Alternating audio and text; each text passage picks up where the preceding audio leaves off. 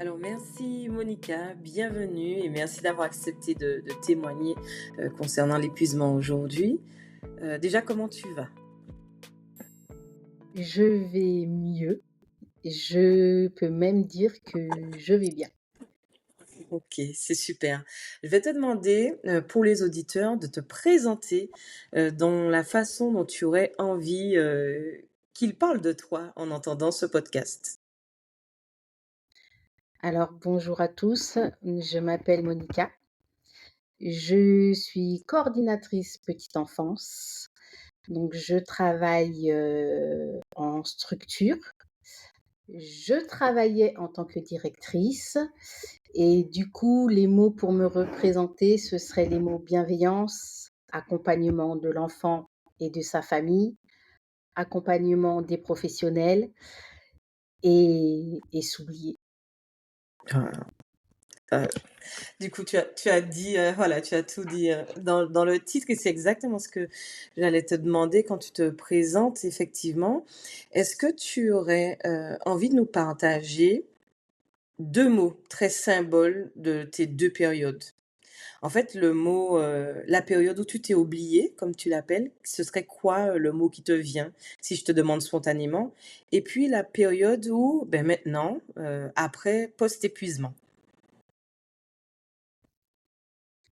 Ouais, je pense que pour la première période, le mot est vraiment, est vraiment s'oublier Ok. et la nouvelle période, dans laquelle je suis actuellement, parce que tout ne s'arrête pas, hein, je continue et j'essaie de poursuivre, c'est, je prends soin de moi. Wow. Ok.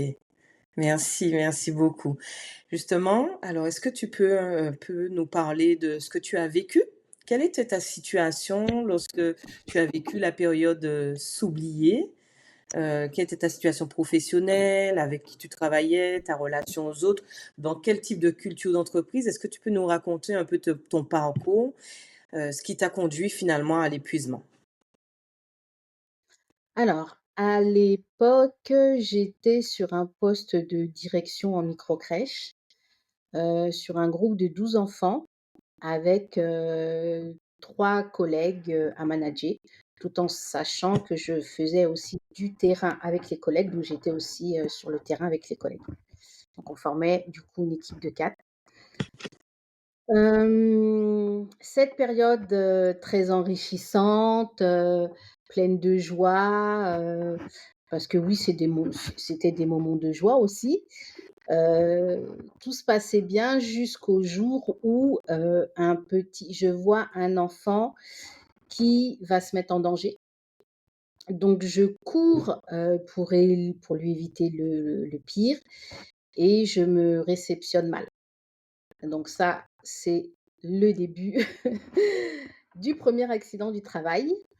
Je vais chez le médecin, donc je me souviens, c'était un vendredi. Je vais chez le médecin, il me dit d'aller faire, une radio, d'acheter une attelle, on voyait pas grand chose sur la radio, donc je repars le lundi avec mon attelle au travail. Je suis quelqu'un qui est quand même, assez, dynamique, active, donc bon voilà, j'ai l'attelle, je suis un peu douloureuse, mais avec l'attelle, ça me maintient bien le poignet. En fait, je me suis mal réceptionnée sur un de mes poignets.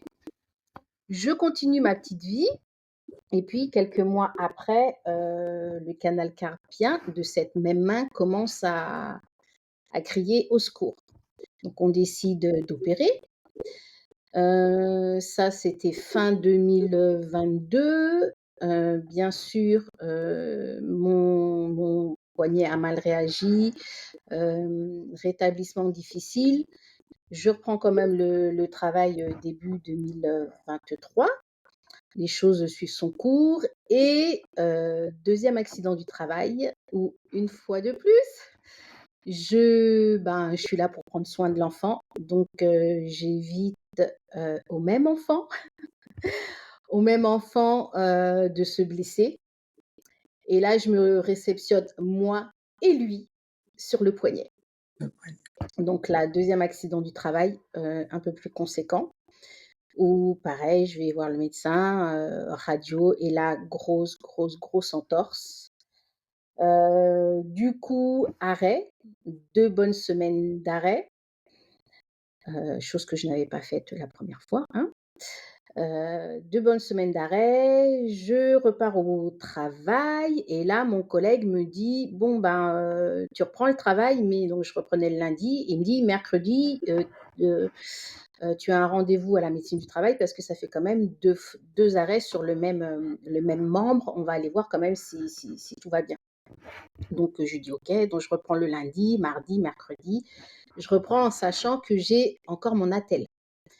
Parce que alors c'était comme je porte, hein, tout au long de la journée quand même, les enfants, c'était un peu une protection pour moi et puis tout au long de la journée, j'enlevais, je remettais, j'enlevais, je remettais et puis, j'avais cette sensation où ça restait quand même douloureux parce que c'est mon poignet de prédilection. Donc c'est pas un poignet qui va rester, poignet, main qui va rester, au repos et du coup, le mercredi matin, j'arrive, au cabinet de la médecine du travail et là, la médecin me dit, «Mais qu'est-ce que vous faites avec une attelle?» Donc je lui explique, ben voilà, je suis un peu douloureuse, que je ne l'ai pas toute la journée, mais que voilà, je sens que ça m'aide. Donc je l'enlève et là, elle me dit: «Mais je ne vais pas vous ausculter, je ne vais pas, aller, tâter, vous allez rentrer chez vous madame». Et là, heu, je lui dis: «Mais non madame, c'est pas possible, là, cet après-midi, il y a la chasse aux œufs avec les familles et les enfants». Et elle me dit: «Si, si, vous rentrez chez vous». Donc je prends mon courage à 2 mains, je sors du cabinet et j'appelle mon chef et je lui dis: «Ben, il faut que je reparte, le médecin me dit: "Il faut que je me remette en arrêt"».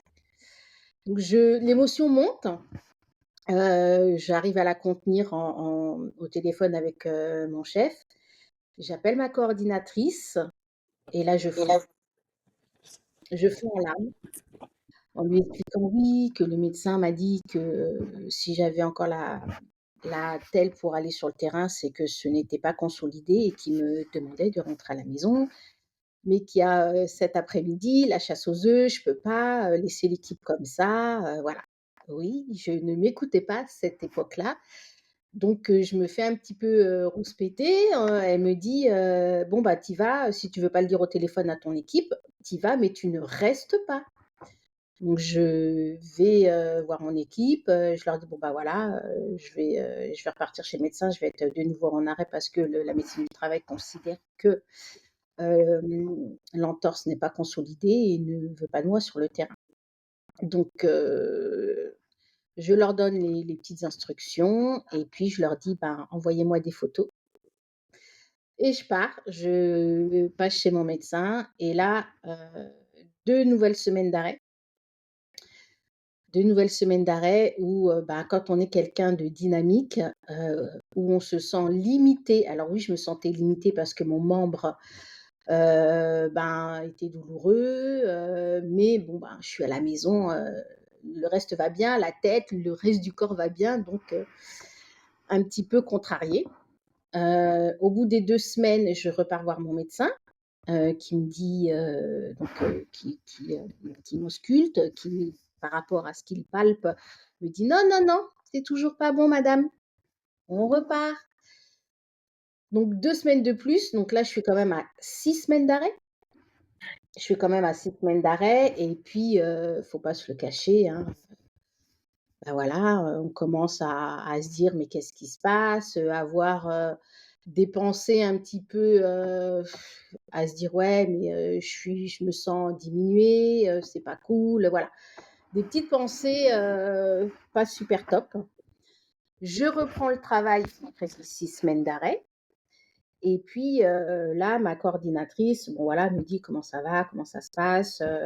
Comment tu vas faire?» Je suis, bah, réunion avec l'équipe et puis, je vais m'organiser avec mon équipe où, ben, je vais essayer de pas porter, de voilà, on s'organise. Nouveau rendez-vous chez la médecine du travail qui là me dit: «D'accord, sur le terrain, mais avec des préconisations, pas de port de charge, jusqu'à un certain nombre de kilos, voilà. Ménagez-vous, ménagez-vous». Et puis je réponds comme ça au au médecin, parce que moi je suis contente de reprendre, hein: «Oui, oui, oui, ça va aller», et là il me dit: Je vous dis, ménagez-vous, je vous préconise, il vous reste des années à travailler, je vous préconise de quand même penser à une autre voie. À un moment, vous pourrez pas tenir».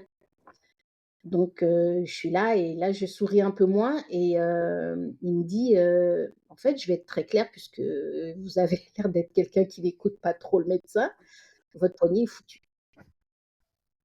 Donc voilà, je repars avec ça de chez la médecine du travail et mon petit papier. Du coup, ben, je m'organise avec mon équipe. Je finis l'année tant bien que mal, et en fin d'année, donc scolaire, on va dire, ma coordinatrice reparle de ma situation, à mon chef, et elle lui dit que, ben, à un moment, ça va être, même pour l'année prochaine, ça va être: «Je suis là, je vais m'arrêter, je suis là, je vais m'arrêter», parce que, ben, physiquement, le poignet ne tiendra pas, même, si on s'organise.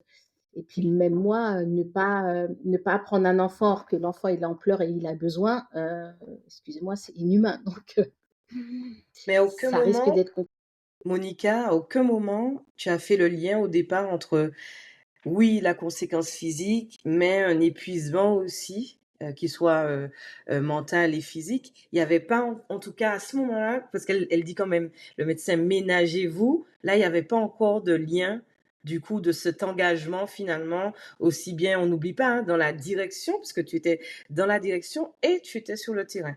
Mais à ce moment-là, tu t'es pas, il y a pas encore de signe où tu te dis: C'est pas que physique, ou pourquoi mon physique? Qu'est-ce qu'il veut en tout cas m'envoyer comme message? À ce moment-là, non, je voyais pas les choses comme ça. Je voyais pas les choses comme ça. Mon corps m'a rappelé à l'ordre après. OK. Mon corps m'a rappelé à l'ordre après, puisque l'année d'après, mon gestionnaire a ouvert un nouveau poste de coordinatrice, et m'a proposé ce poste, justement pour, que je puisse sortir, du terrain et continuer à accompagner les équipes et les enfants, les familles, mais d'une autre façon. Et là, ben, nouveau poste, donc nouveaux objectifs, on a envie de tout faire bien.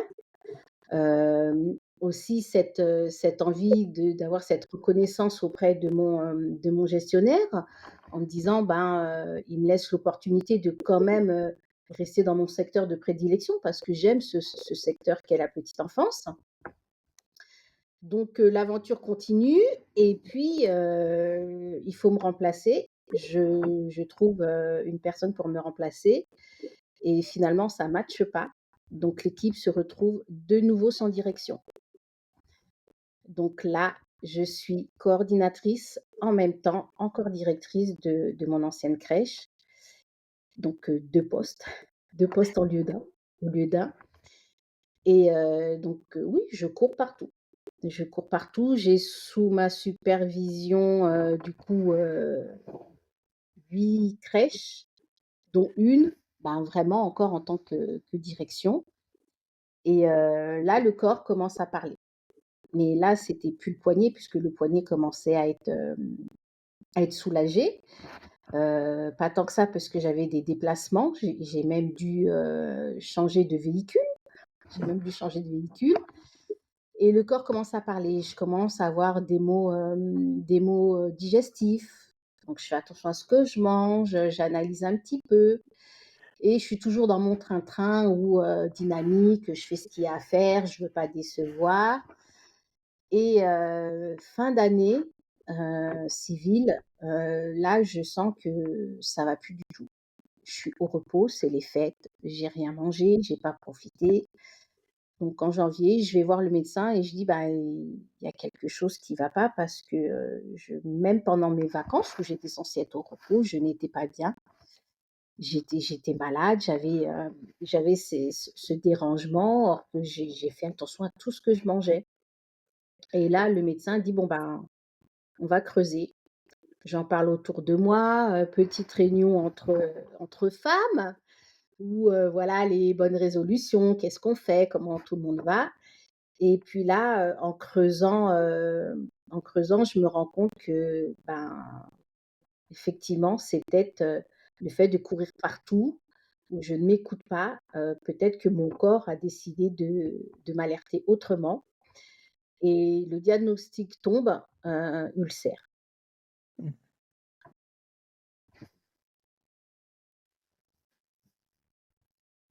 Oui, prends le temps.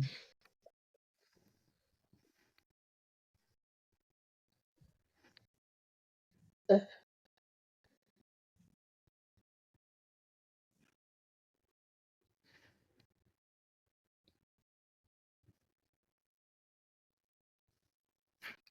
Prends prends le temps, prends le temps. C'est ton espace.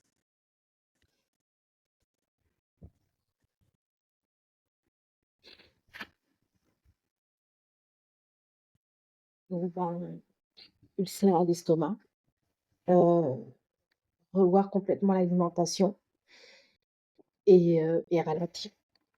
Alors quand on est une personne, qui a pas plus de soucis santé que ça, on vous dit, bah, il faut ralentir. Je ralentis comment? C'est ça. Je ralentis comment? Donnez-moi des pistes, donnez-moi des suggestions, des choses à faire ou ne pas faire, mais c'est dur. C'est dur parce que, quand un médecin vous dit, de lever le pied, bah, le médecin, il est là pour nous informer, mais on n'a pas plus de billes que ça, en fait. Et c'est nous, on doit essayer d'aller puiser et de chercher des solutions pour Oui. apprendre à ralentir, apprendre à ne pas être à 1000 à l'heure comme on a l'habitude, de l'être. On va s'arrêter là. Ce que tu Mmh. dis, Monica, si tu m'entends, c'est très important. Alors et merci au médecin de nous dire de lever le pied, de ralentir. Mais c'est vrai, qu'on se retrouve et on en est pour beaucoup, ceux qui ont connu l'épuisement, à avoir des fois envie, pardon, je vais le dire comme ça, mais de mode d'emploi, en fait. Pour, je vais à 100 à l'heure, qu'est-ce que je peux faire pour ralentir?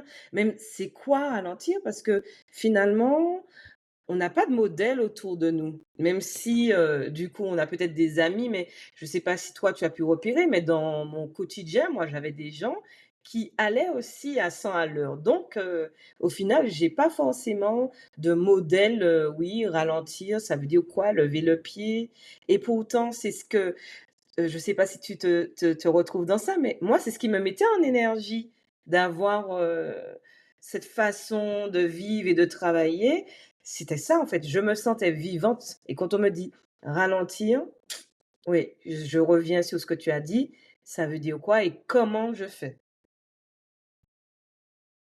Bah, c'est ça quand on a l'habitude d'être, dynamique, et puis, voilà, dans notre secteur, on est là pour accompagner autrui. Donc, on voit, tout ce qu'il faut pour autrui, mais on voit pas pour nous, en fait. Mmh. On ne voit pas. En tout cas, moi, je ne voyais pas comment ralentir et puis, du coup, ma coordinatrice qui est devenue ma collègue, elle aussi a connu un peu un épisode similaire et on s'est retrouvés, alors elle a dû s'arrêter. Moi, je me suis pas arrêtée parce que j'ai encore une fois tenu une semaine de plus et quand elle est revenue, de cette semaine d'arrêt, notre gestionnaire qui est très bienveillant et je me dis que c'est peut-être limite lui qui nous a fait prendre conscience: «Mesdames, il faut ralentir. Le médecin vous l'a dit, vos corps vous l'ont dit, il faut ralentir. Trouvez les moments où vous arrivez à ralentir parce que vos corps, sont en train de vous alerter». Et je pense que moi, ce qui m'a aidée dans ma situation, c'est que j'ai eu en face de moi cet homme, mon gestionnaire qui nous a écoutés Bien et sûr. qui nous a li proposer de, je sais pas, regarder réajuster vos horaires. Est-ce que vous avez besoin un peu plus de télétravail? Est-ce que vous avez besoin, de jours off, le temps de bien vous remettre? Je pense que si j'avais pas eu, mon gestionnaire, aussi bienveillant, ben, oui, j'aurais ralenti, mais, je serais peut-être repartie Oui.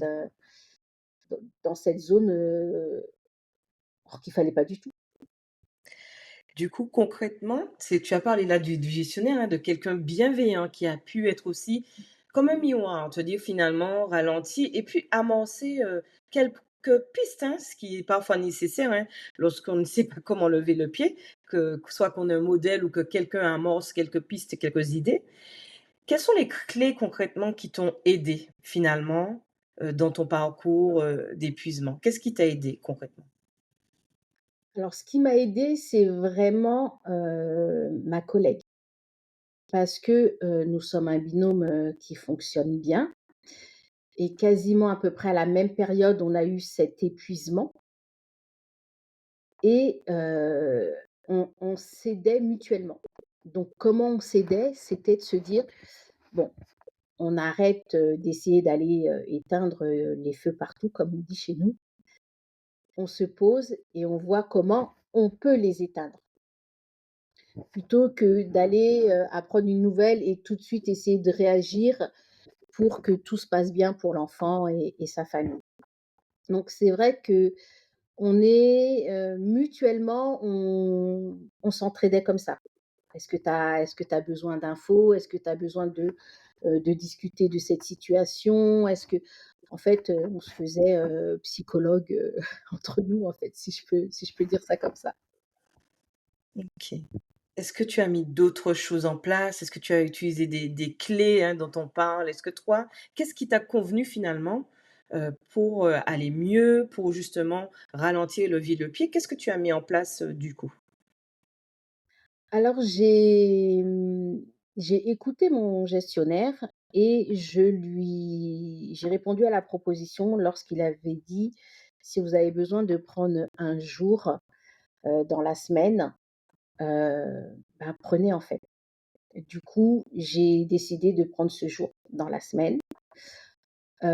Ensuite avec, ma collègue, on a aussi réorganisé tout notre emploi du temps maintenant on fait un emploi du temps à l'année où on se consacre des fins de semaine. Par exemple, le vendredi, lorsqu'on peut, on est un peu en télétravail, OK. si, on n'a pas besoin de nous sur le terrain. Parce que, je pense que le corps avait vraiment besoin de ça et il n'y a que comme ça finalement que j'ai réussi à ralentir. Je me suis dit: «Si je travaille sur les 5 jours, peut-être que ce ne sera pas suffisant».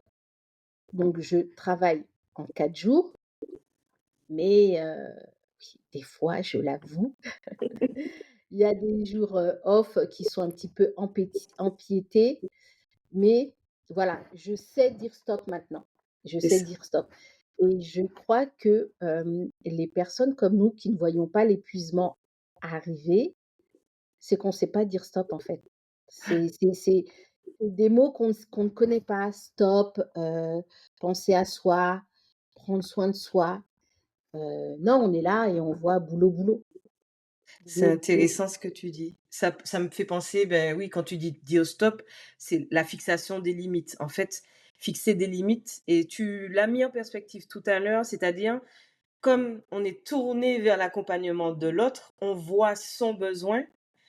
Finalement, on pense pas à lui mettre des limites parce que et notamment un enfant, notamment, il a des besoins constants et quand on encadre une équipe aussi, on a besoin ils ont des besoins constants et c'est intéressant ce que tu as dit, c'est tout à l'heure, tu as dit aussi ne pas répondre dans l'urgence, c'est-à-dire différer parfois la réponse ou voir, comment réfléchir au comment on pourrait répondre, mais finalement de façon durable et non éteindre le feu sur le moment et après ça nous refait un autre feu et c'est intéressant ce que tu dis dans la fixation des limites, dans nos profils, qui avec cette tendance à l'épuisement, c'est une vraie réflexion autour, faudrait qu'on prenne le témoignage aussi d'autres personnes ou est-ce que c'était aussi aisé de fixer ses limites? Est-ce qu'on connaît aussi nos propres limites? Parce que si on va jusqu'à l'épuisement, voilà, c'est aussi connaître ses propres limites. Qu'est-ce qui fait qu'on arrive à être épuisé? Donc oui, vachement puissant ce que tu dis sur, la notion de savoir dire non et savoir poser ses limites. Est-ce et qu'il y c'est a pas d'au évident pour tout le monde. et non, c'est pas évident comme tu dis.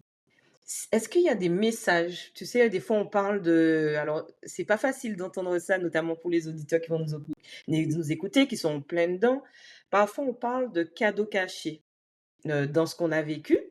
C'est pas évident d'entendre ça, je le dis déjà, mais est-ce que toi, il y a des messages que tu retiens? Tu te dis: «Voilà, j'ai vécu cet épuisement et ça, je ne l'oublierai pas. Voici ce que j'ai appris, compris, par rapport à ce que j'ai vécu». Je pense que, derrière un épuisement, hem, c'est que ça traîne depuis longtemps, en fait. Et avec le recul, j'ai toujours été une personne qui va faire en sorte que l'autre soit bien, sans me rendre compte qu'effectivement je m'oubliais. Cette envie de donner, d'être dans l'accompagnement de l'autre me fait plaisir. Mmh. Donc du coup, voilà, l'autre personne est bien, bon bah, moi oui, je vais bien, voilà. Avant c'était ça. Maintenant c'est: «OK, l'autre personne est bien, est-ce que moi aussi je suis bien?» Ça. Et attention, je suis encore en apprentissage, hein, Mmh. Toujours ce n'est constant. que ma ce n'est que ma deuxième année où cette année, j'ai encore poussé un peu plus, pour que les ennuis de santé, qu'il y ait pas d'autres alertes. Voilà, j'ai repris le sport, j'ai ce fameux jour où je suis en off. Voilà, comme on dit, là, je fais vraiment en sorte de ménager ma monture parce que mine de rien, il me reste quand même quelques années. Pour certains, il va rester encore plus d'années.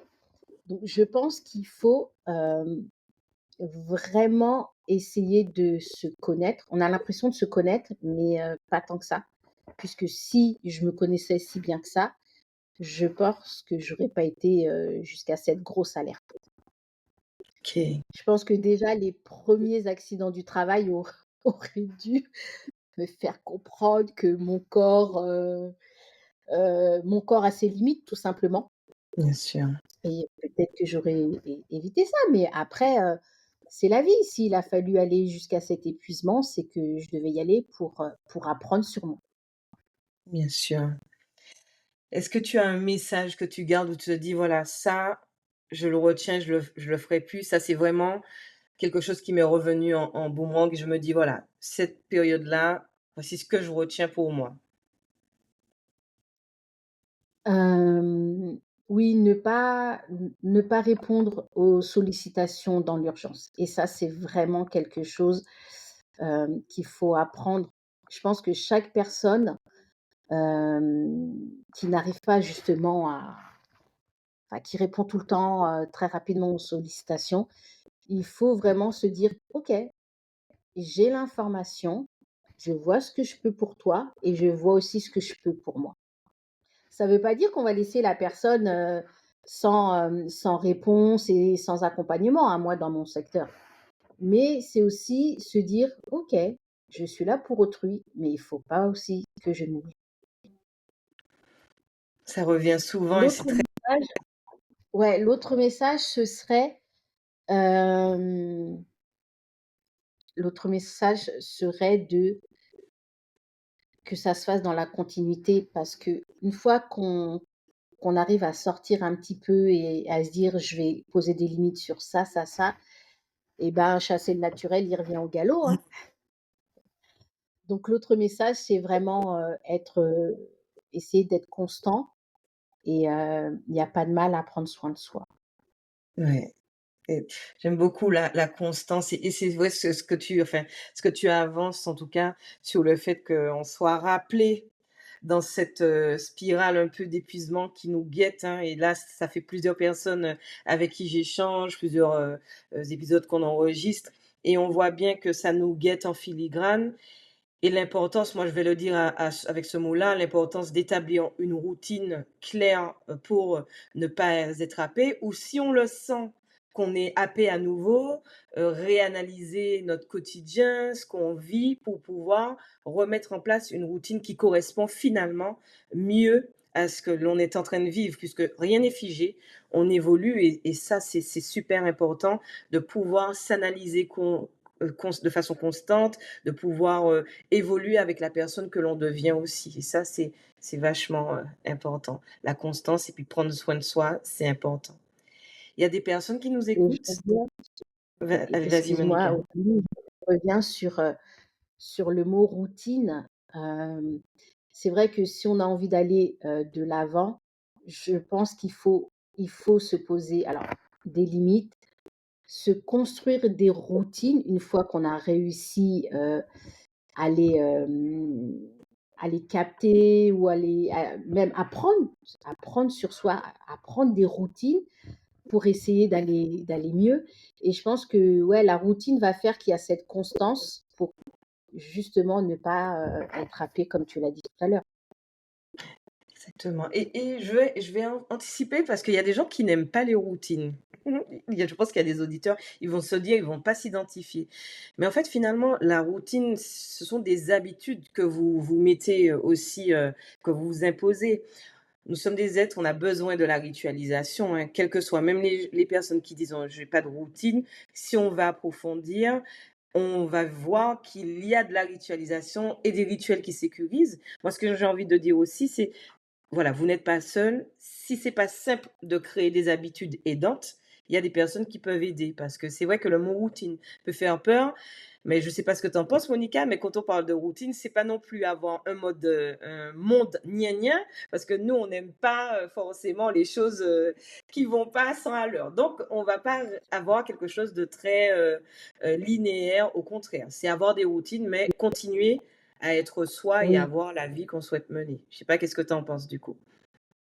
je suis d'accord et puis comme on dit, le cordonnier est toujours le plus mal chaussé puisque moi, sur le terrain, on met des routines pour les enfants, pour qu'ils aient des repères, tout ça C'est clair. et moi je fais quoi? Bah, j'ai pas de routine. Du coup, voilà, oui, depuis l'année dernière, c'est monté crescendo. Là, cette année, j'ai vraiment des routines où je me dis: «Voilà, mon jour off, telle heure j'ai ci, telle heure j'ai ça». Lorsque je sens que ça commence à monter, bah, ma routine au boulot, c'est: «S'il te plaît, 10 secondes, je souffle» et si je dois souffler et respirer devant la personne, je n'ai plus de mal parce que je sais que c'est ma routine pour que je puisse repartir. Oui, c'est vrai que chaque personne doit essayer de trouver ses propres routines. Alors après, chaque personne les appelle comme elles veulent, routine, repères, C'est tips, ça. astuces. Cet instant T qui va lui faire du bien pour pouvoir repartir. J'aime beaucoup. Instant T, oui. Du coup, je te disais, il y a des personnes, on est arrivé du coup au bout de l'épisode. Heu, pour ceux qui nous écoutent, est-ce que tu aurais un message à leur faire passer? Quelque chose que tu voudrais leur laisser? Qu'est-ce que tu aurais envie de partager? Hem, je pense que, le maître mot, c'est apprendre à s'écouter. Je pense que c'est vraiment le maître mot parce que, alors je ne sais pas si c'est inné le fait de prendre soin de soi, de s'écouter, mais pour les personnes qui sont un petit peu dans mon profil, oui, il faut apprendre à s'écouter et de se dire que si notre corps ou notre mental nous alerte sur quelque chose ou quelque part, sur une situation, sur une parole et que ça nous reste en tête, c'est qu'il faut creuser et qu'il y a quelque chose, qui risque, d'arriver. Ouais, il faut vraiment apprendre à s'écouter. Alors je dis pas que c'est facile, attention, Mmh, bien sûr. mais il faut essayer d'apprendre. OK, ou sinon être guidé pour apprendre et c'est intéressant ce que tu dis. L'important d'essayer, l'important de vraiment s'écouter, cette connexion à son corps, mais aussi à sa tête. Tu parlais tout à l'heure Mmh, des pensées, hein, automatiques qui revenaient, parce que tu étais en arrêt, le dialogue intérieur. Donc vraiment l'écoute de soi, c'est pas grave si on ne l'a pas de façon innée, mais ça s'apprend et j'aime bien aussi ce que tu as dit, à prendre soin de soi. Moi, enfin, ma pensée, c'est que c'est il y en a pour certains, oui, ça arrive très naturellement et puis il y en a d'autres où moi je me sens concernée. J'ai eu besoin de passer par l'apprentissage d'apprendre à prendre soin de moi. Voilà, c'était pas mmh. quelque chose de naturel. Donc c'est important, chacun a un profil différent. En tout cas, merci beaucoup, Monica, pour ce partage. Il y avait un autre sujet qui m'est venu, mais peut-être que ça fera l'objet de notre épisode de podcast avec toi. C'est sur, là, c'est plus par rapport à notre secteur, le social, médico-social, la petite enfance, avec cette question qui me trotte, sur est-ce que finalement certains de nos profils, on n'a pas une prépondérance ou une exposition à cet épuisement? Voilà, j'ai pas la réponse aujourd'hui, mais j'aurais bien aimé discuter de ça plus longuement. Qu'est-ce que ça t'évoque quand je dis ça? Ben, je confirme. J'aurais bien aimé, Dans ouais. notre secteur, le social, médico-social, je pense que tous les secteurs où on prend soin de l'autre, on s'oublie. Il faut qu'on apprenne à prendre soin de soi et comme tu disais, je finirais sur si on ne sait pas comment faire, se faire aider et ne serait-ce que de discuter avec quelqu'un qui vous écoute, déjà c'est un bon début. Eh oui, eh oui. Bon, eh bien, en tout cas, donc vous êtes au bon endroit, chers auditeurs, parce que c'est ce qu'on veut faire. On a envie avec ce podcast de briser, ce tabou, de briser, finalement, le silence autour des témoignages qu'on ne peut pas trouver de façon spontanée ou à volonté. Donc merci beaucoup, Monica, de participer à ce projet parce que c'est vraiment l'ambition du Merci podcast. beaucoup pour l'accueil. Démocratiser, finalement, l'épuisement. On n'a pas forcément parlé de burn-out parce que c'est un Mmh, diagnostic et ça aussi, hein, on aurait pu en parler parce que ça peut comme conduire, parfois c'est pas une aide de pas avoir le diagnostic, on peut être dans un déni, mais mmh. du coup, oui, se sentir épuisé. En tout cas, merci beaucoup et on se dit à très vite. Merci, au revoir.